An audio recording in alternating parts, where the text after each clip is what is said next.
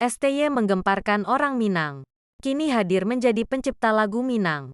Salah satunya dinyanyikan oleh Ratu Sikumbang.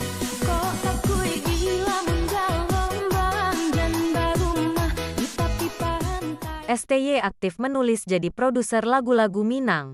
Bahkan dinyanyikan oleh artis legendaris Eli Kasim dan Tiar Ramon. Ups, mohon maaf. STY yang kita maksud bukan yang ini.